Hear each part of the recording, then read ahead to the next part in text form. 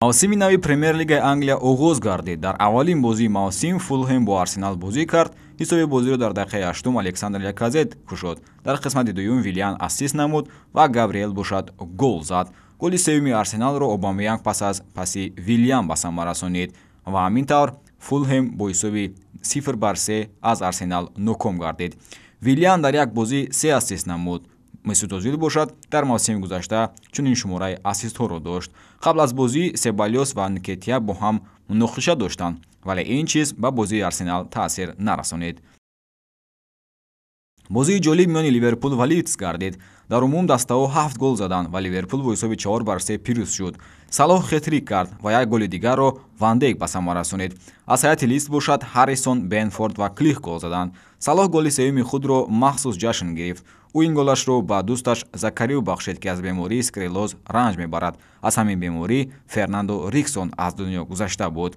умуман бозӣ барои Ливерпул хеле ҳам мушкил буд ва шогирдони Марсело Биелса қариб буданд, ки бозии худро мусовӣ 3-3 бо Ливерпул ба анҷом мерасониданд.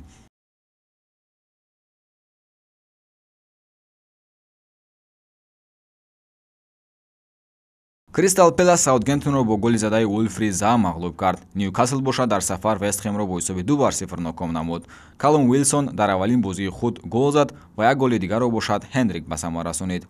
рӯзи шанбе ҳамчунин Ла Лига низ оғоз шуд. Эйбар ва Селта гол назаданд. Гранада дар майдони худ Атлетикиро бо ҳисоби 2-0 мағлуб кард.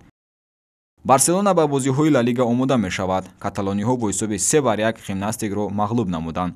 Гризман, Дембеле ва Каутиньо гол заданд. Банилия аз ҳайати Химнастика гол зад. дар Лига якуми Фаронса бошад Парис Сен-Жермен боз ҳам ноком гардид.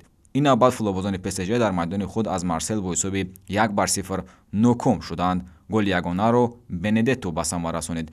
вале дар қисмати дуюм дар дақиқаҳои охир довар 5 нафарро аз майдон ронд ва 14 корти зард нишон дод. аз ҳайати ПСЖ Леандро Паредес, Неймар ва Левин Курзава майдонро тарк карданд.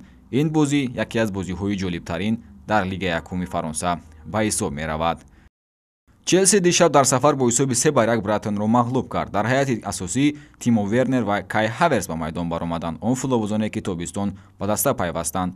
аз ҳайати Челси Жоржиньо, Куртзума ва Рис Ҷеймс гол заданд. як голи Брайтонро бошад Леандро Тросард ба самар расонид.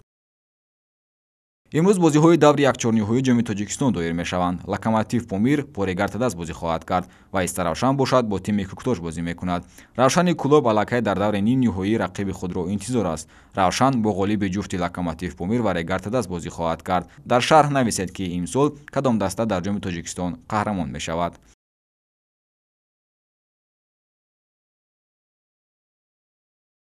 ду рӯзи дигар то бозии Локомотив Пловдив ва Тоттенҳем боқӣ мондааст.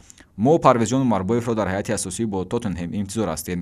шогирдони Жозе Мауриньо дар бозии аввали мавсим аз тими Эвертон бо ҳисоби 1-0 ноком шуданд ва акнун ба Пловдив сафар мекунанд, то ин ки бо Локомотив Помир ҳунарнамоӣ намоянд.